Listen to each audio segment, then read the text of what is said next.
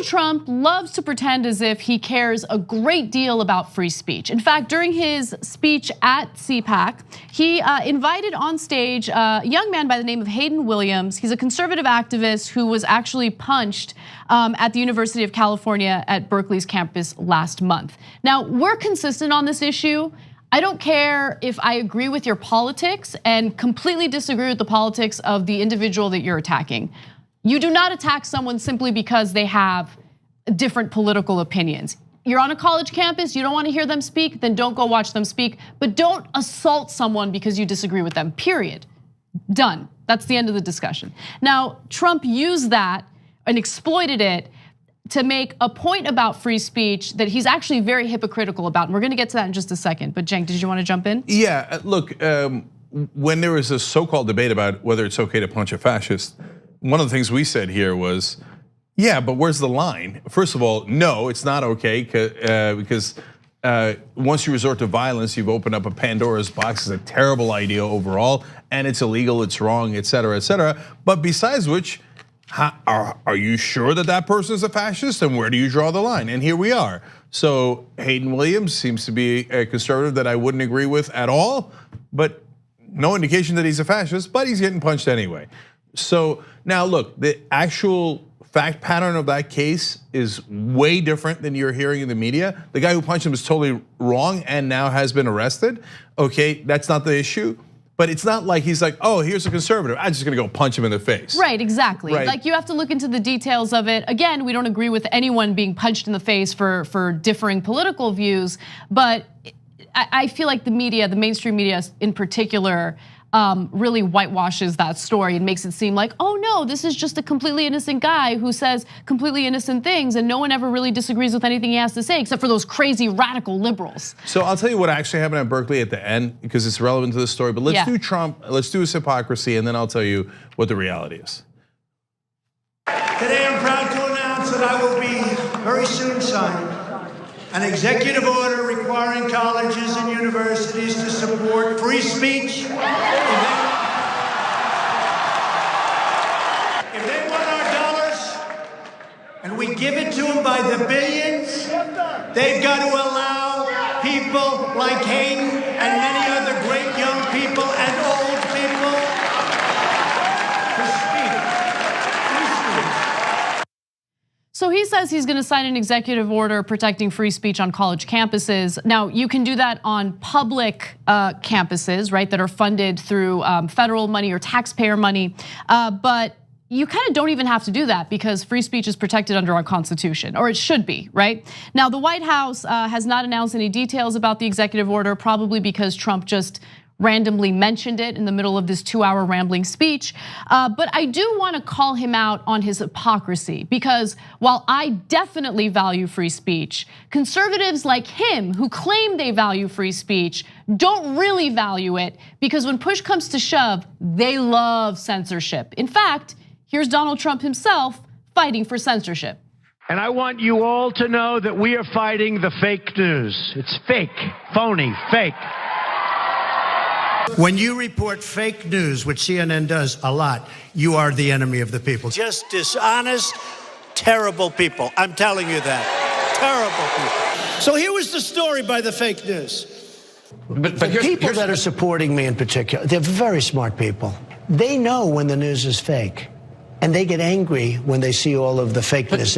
A few days ago, I called the fake news the enemy of the people, and they are. They are the enemy of the people. Whatever happened to fair press? Whatever happened to honest reporting? Chris, I'm calling the fake news is the enemy. It's fake. It's phony. And that's why 33% of the people in this country believe the fake news is, in fact, and I hate to say this, in fact, the enemy of the people. But they can make anything bad because they are the fake, disgusting news. By the way, I hate some of these people, but I'd never kill them. I hate them.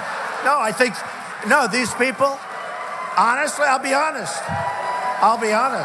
I would never kill them. I would never do that. Let's see. No, I wouldn't. I would never kill them. but I do hate him.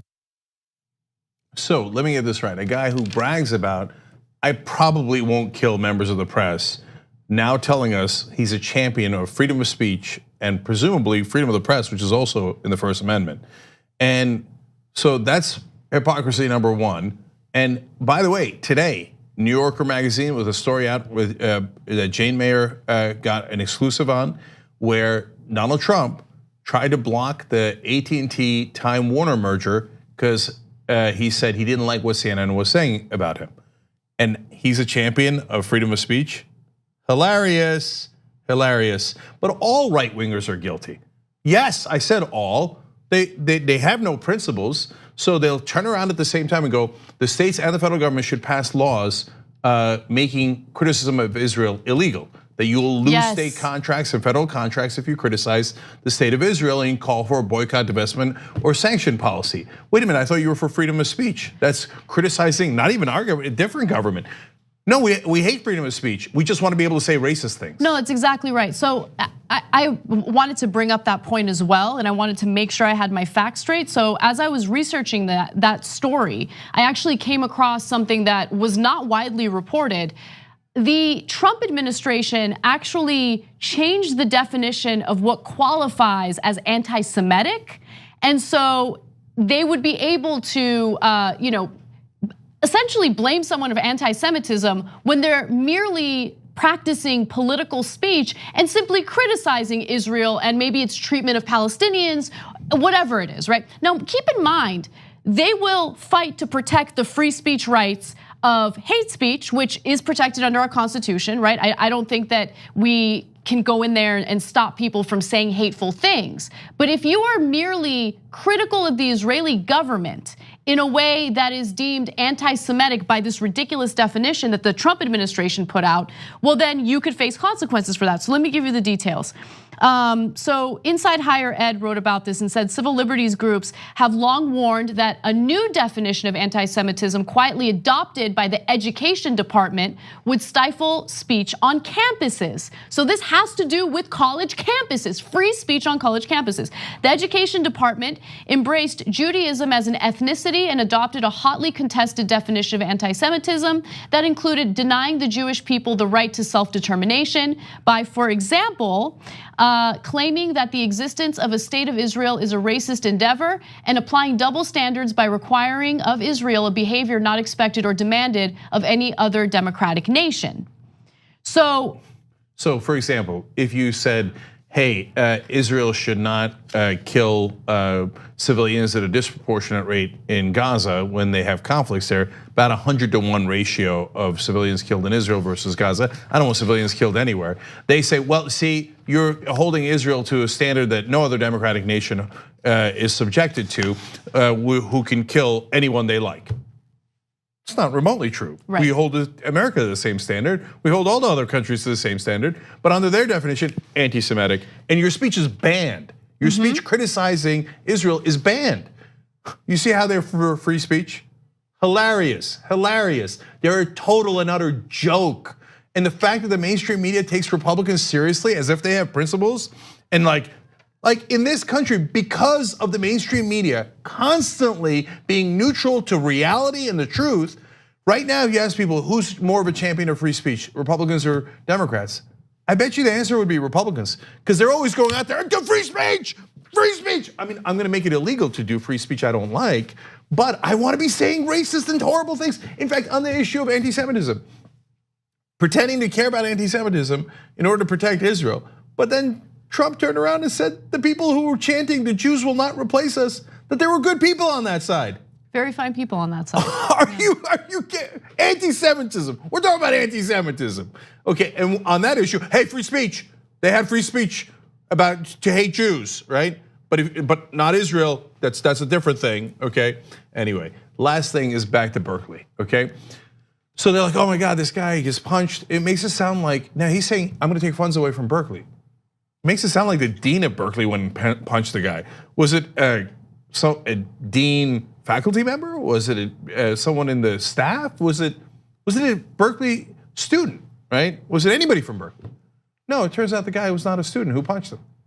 So the guy who got punched is not a Berkeley student. The guy who punched him is not a Berkeley student. It happened to happen on campus. And by the way, the fight actually started from some disagreement that they were having over some pamphlets or whatever. And then the table got overturned. The next thing you know, they're fighting and he punches him. Jesus. Okay. Now that's a terrible thing. He should be arrested. I'm glad he is. Okay. By the way, you know who else is glad he's arrested? Berkeley. They immediately put out a statement saying, we're gonna go find the guy. We're gonna make sure he's arrested. And then they said, we don't, like, you're telling us that the college itself is not supportive of free speech. He's like, they explained. You know how many conservative speakers we've had on college campuses in the last year? 9. Charlie Kirk, Candace Owens, Dave Rubin. Okay, I wonder how much the Koch brothers paid him for that speech. Okay, anyway, so have they had 9 online progressives? Have they had 9 progressives, period?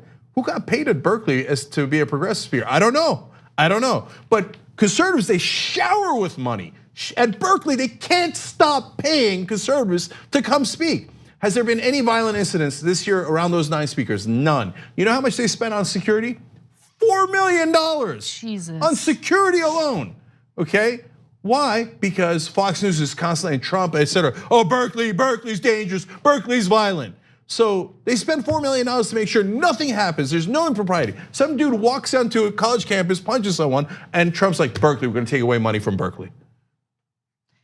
They don't care about the facts. Why are we having conversations and debates with people who constantly lie? They especially don't care about the facts when they want to carry out something anyway, right? Of course they want to defund or take money away from universities like Berkeley. Of course, because they have scientists and they have teachers and they have facts. Right. They don't want you to have any of that. All they want is you to have Fox News and their propaganda. They constantly attack every source of information you could possibly get. So there's a win-win from them. In fact, there's a triple win. They get to be victims. They get to be a proponent of whatever hateful speech that conservatives want to make on campus, and defund universities in the meanwhile. And who helps them? Look, I'm telling you, mainstream media, prove me wrong, prove me wrong. Hey, did you do a story about the real facts at Berkeley? Did you do a story about how much the Republicans are fighting against free speech at the national level, at the state level, and on college campuses? Did you do that story, mainstream media? No, you blindly and dutifully reported it as if, oh my God, liberals hate free speech. And then Bill Maher will come in and help you out. And then all they have is this propaganda machine that overwhelms the truth. On the go, don't worry, we got you covered. You can still listen to TYT at our new podcast network. Find us on Apple Podcasts, the Google Play Store, or at tyt.com/podcast.